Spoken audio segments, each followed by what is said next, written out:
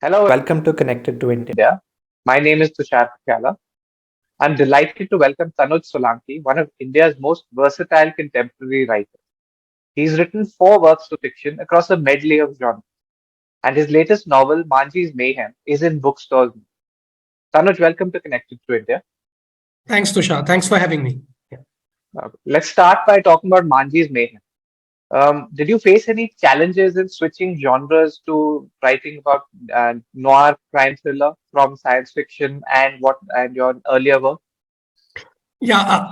So I've till now, before Manjhi's Mayhem, I've written what could normally be called literary fiction. So the machine is learning. I know it sounds like science fiction, but it's actually set very much in 2017, 2018, that time period. So I did switch genres, but I've been reading in the crime genre for a long time. And I always sort of wanted to write a crime novel. So it didn't really feel like I was changing anything significant. And after all, I mean, it's a novel, right? So it's pretty much like writing any other novel. And so it was all right to switch genres.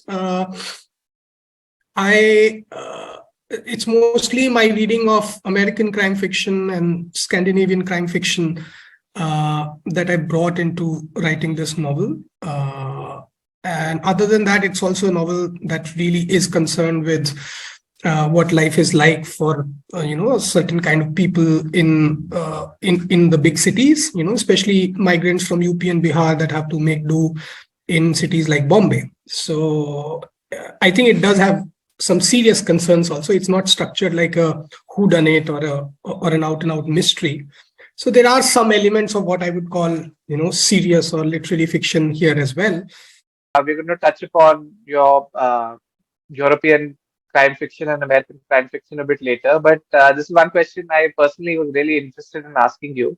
Is that how do you balance your day job with your writing? And do you ever see yourself quitting working for Kotak Life or in the insurance sector and going to writing full time?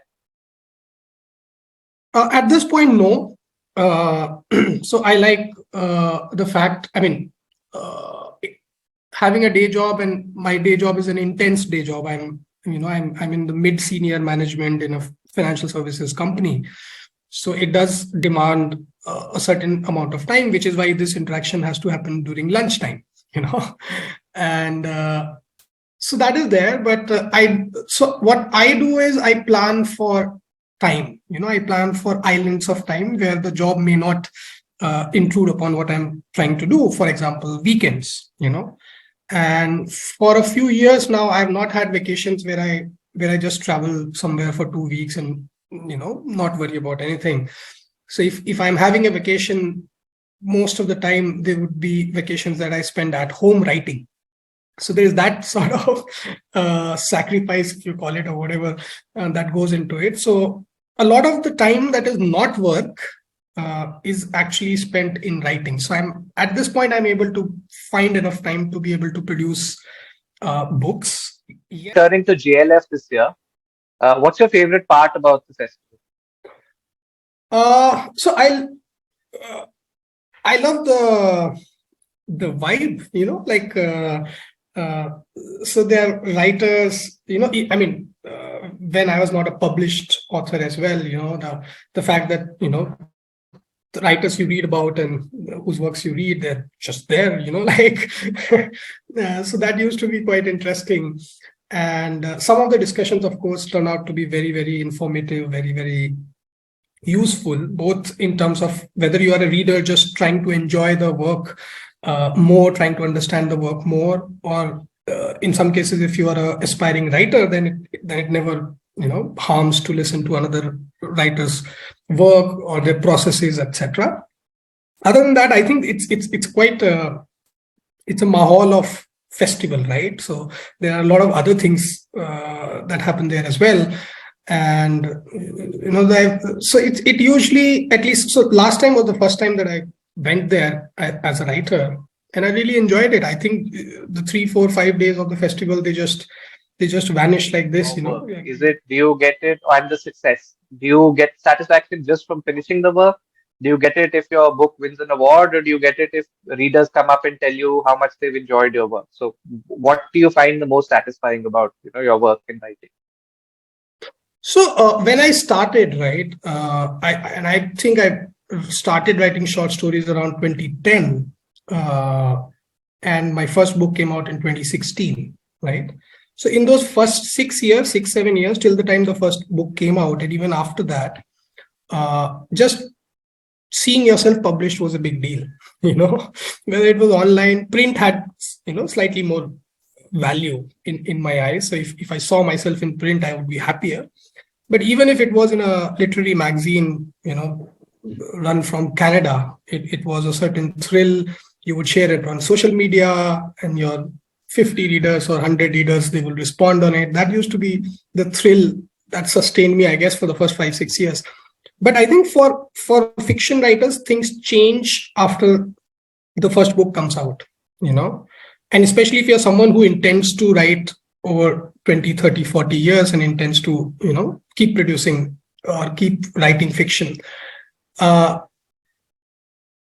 the first book, writing kind of merges with the act of producing also. Like you also tend to, and you can't avoid it, because the book's out, it has a cover on it that is designed by someone else. It probably has a blurb on it that the writer did not write, or did not completely control. It will go out, it will be picked up for reviews in newspapers, people will talk about it, people will say good things, bad things, so it's out of your control. And you start to think of your next book or your next work of fiction, not just in terms of the joy the writing will give you, but also in terms of what will happen when it gets published, because you assume that now what I write will get published, right? So, we've heard your work. You've already started work on a sequel to Manjhi's Mayhem, and you're Yeah. also working on an upcoming novella. So, what can you tell us about that? So, sequel to Manjhi, it's something I am writing. I mean, the first book is still doing the rounds, right? Like, people are still certain that I will write a second Manjhi book, but when it comes out, who it comes out with, we don't really know. The novella also, I mean, gone are the days when fiction writers would get, 10 book contracts, right? You write a book and then you try to sell it to a publisher. That's how it works. So, but yeah, so the two are very different. The Manjhi sequel, of course, will be kind of like a crime novel. And the novella that I'm working on is completely different. It's about a married couple, and something not so great happens in the marriage, and then and it's the husband who's doing the narration, and how his life changes, after there's a chink in their marriage. So that's the novella that I'm working on. Being a writer in India, is it harder, easier, and how is it different from being a writer in, say, the US or Europe or the Western world? I don't know. I think it's a question really where the answer lies in publishers' P&L statements and balance sheets, right? My experiences as an individual, right, and there are hundreds, if not thousands, of people like me who write fiction, who are published or who are somewhere in their publication journey. So, I mean, what's really answer, I would say, okay, I've had 4 books out, I've won an award, etc. What would a similar kind of profile, had I been on the eastern coast in the US, right? What would my profile be? How much would I be getting paid for a novel, whether in terms of advance, etc. So that, if you start thinking in those terms, you do feel that it's harder in India because it doesn't pay that much, right? But every time a writer tells you that, they're also making an assessment about how good they are, right? So it is very possible for one to be a writer in India writing 5 books, and if you just transport them to, I don't know, New York, they might not even get published, right? And the reverse can also happen, of course. What advice would you give to up and coming writers, especially in India? I think for upcoming writers, it is in India, there is a unique Indian privilege that most Indian literate people would have, which is that, they would understand at least two languages, and therefore also have some capability of reading in two languages. I think because English becomes a priority language for a certain section of our society, I see that there are many writers in India who write in English who have forgotten the other language, right? That whether it is Kannada or whether it is Hindi, right?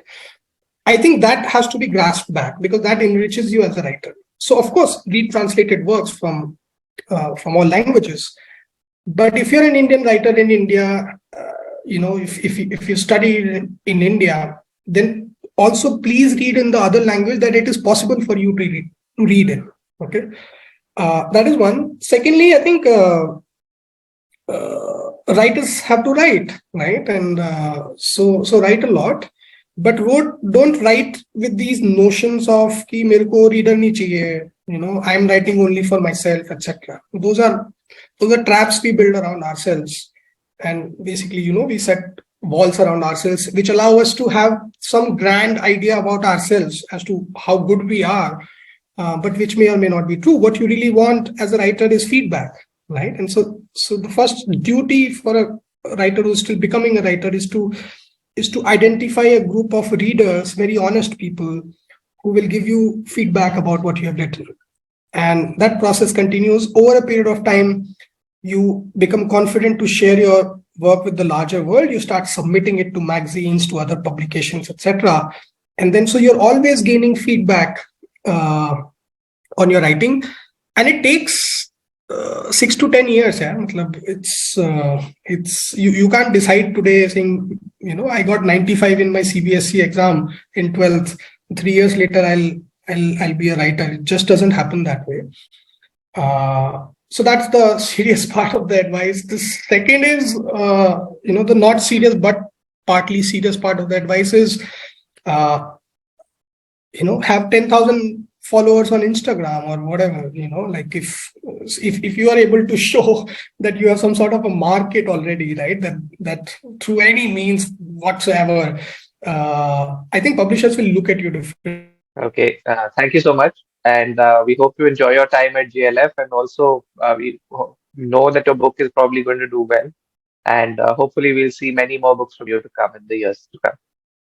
Thanks, Tushar. Thanks for this conversation. Best of luck. Great. Thank you. Bye bye.